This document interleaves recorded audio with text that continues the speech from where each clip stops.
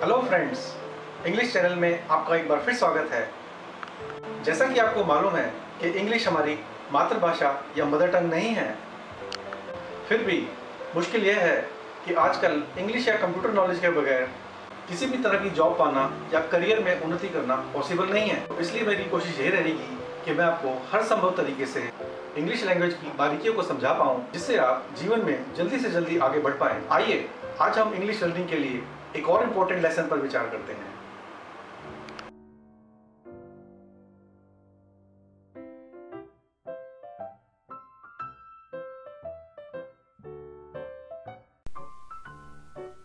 मेरे ख्याल से आप में से काफ़ी स्टूडेंट्स कंप्यूटर ऑपरेशन के बारे में भी जानते होंगे और आप मॉनिटर पर MS वर्ड में कुछ इंग्लिश वर्ड्स देख रहे होंगे जो कि रेड से अंडरलाइंड हैं। कभी आपने ये सोचा है कि कई ऐसे वर्ड्स हैं जिन्हें अब जब कंप्यूटर में टाइप करते हैं तो कंप्यूटर उसे रेड अंडरलाइन कर देता है, जिसका मतलब यह है कि इस वर्ड के स्पेलिंग गलत हैं। और आप ये सोचते होंगे कि हमने स्कूल कॉलेजों में तो यही स्पेलिंग सीखे थे, तो कंप्यूटर उसे रॉन्ग क्यों शो कर रहा है। For example, first word defence जो आप देख रहे हैं, आपने ज़रूर अपनी टेक्स्ट बुक में DEFENCE ही पढ़ा होगा, पर कंप्यूटर DEFENSE को करेक्ट कर रहा है। आइए जानते हैं नेक्स्ट स्लाइड में ऐसा क्यों।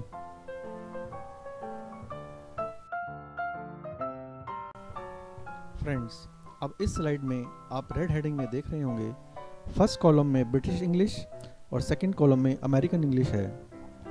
नाउ इंग्लिश लैंग्वेज जो कि पूरे वर्ल्ड में यूज़ होती है, इसमें अमेरिका और ब्रिटेन में कई वर्ड्स को डिफरेंट स्पेलिंग्स या उच्चारण या प्रोनाउंसिएशन के साथ यूज़ किया जाता है, और यह डिफरेंट स्पेलिंग्स आपको उनकी हर बुक में या सॉफ्टवेयर में नज़र आएंगे।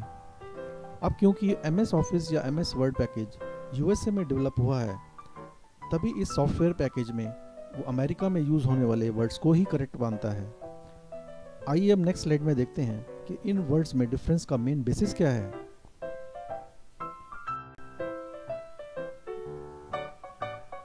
अब इस पेज पर आप देख रहे हैं कि 5 रोज या लाइंस में वर्ड्स के डिफरेंस को शो किया गया है। फॉर एग्जाम्पल, फर्स्ट केस में अगर ब्रिटिश इंग्लिश में किसी वर्ड में ISE का यूज़ होता है तो अमेरिकन इंग्लिश में उसकी जगह IZE का यूज़ होगा। ऐसे ही आपको कुछ और डिफरेंस नीचे नज़र आ रहे होंगे। वैसे तो इन 5 डिफरेंसेस के अलावा कुछ और भी डिफरेंस होते हैं, परंतु नॉर्मली ये 5 डिफरेंस ही मेजर होते हैं जो कि ध्यान देने योग्य हैं।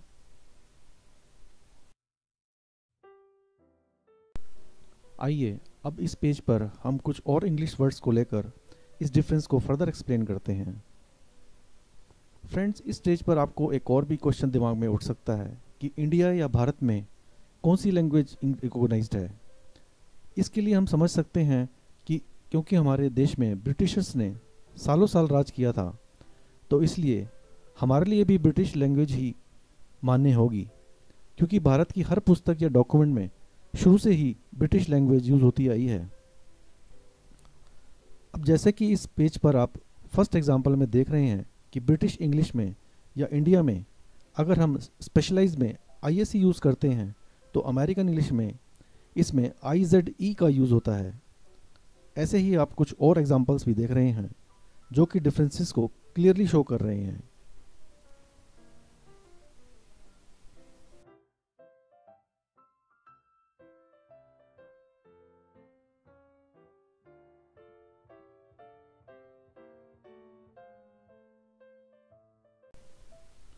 आइए अब इस पेज में कुछ और वर्ड्स को लेकर उनको मीनिंग के साथ समझते हैं।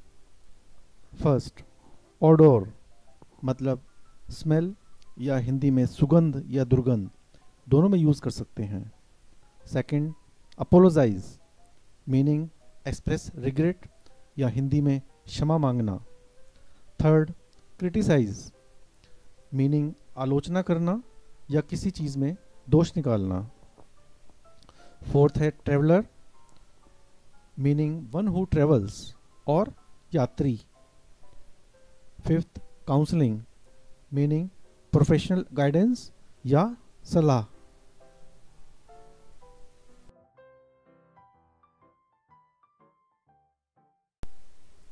अब इस नेक्स्ट पेज में कुछ और वर्ड्स के डिफरेंस को इसी तरह से दर्शाया गया है जो कि आप समझ सकते हैं। For example colour, labour, favour, organise and sympathise.